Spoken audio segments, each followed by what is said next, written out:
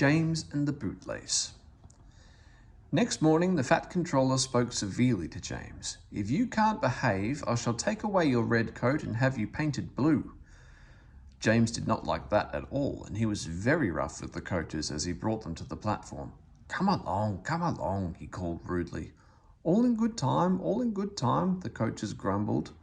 Don't talk, come on, answered James, and with the coaches squealing and grumbling after him, he snorted into the station. James was cross that morning.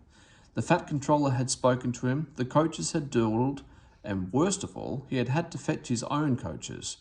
Gordon never does, thought James, and he is only painted blue. A splendid red engine like me should never have to fetch his own coaches. And he puffed and snorted round to the front of the train and backed onto it with a rude bump. "Ooh," groaned the coaches, "that was too bad." To make James even more cross, he then had to take the coaches to a different platform where no one came near him as he stood there. The Fat Controller was in his office, the station master was at the other end of the train with the guard, and even the little boys stood a long way off. James felt lonely. "I'll show them," he said to himself. "They think Gordon is the only engine who can pull coaches."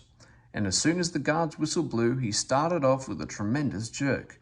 Come on, he puffed, and the coaches, squeaking and groaning in protest, clattered over the points onto the open line. Hurry, puffed James. You're going too fast, said the coaches, and indeed they were going so fast that they swayed from side to side. James laughed and tried to go faster, but the coaches wouldn't let him. We're going to stop, they said, and James found himself going slower and slower. "What's the matter?" James asked his driver. "The brakes are hard on, leak in the pipe most likely. You've banged the coaches enough to make a leak in anything." The guard and the driver got down and looked at the brake pipes all along the train. At last they found a hole where rough treatment had made a joint work loose. "How shall we mend it?" said the guard. James' driver thought for a moment. "We'll do it with newspapers and a leather bootlace."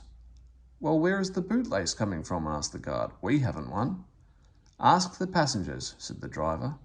So the guard made everyone get out. "Has anybody got a leather bootlace?" he asked. They all said no, except one man in a bowler hat, whose name was Jeremiah Jobling, who tried to hide his feet. "You have a leather bootlace there, I see, sir," said the guard. "Please give it to me." "I won't," said Jeremiah Jobling. "Then," said the guard sternly, "I'm afraid this train will just stop where it is." Then the passengers all told the guard, the driver, and the fireman what a bad railway it was. But the guard climbed into his van, and the driver and fireman made James let off steam.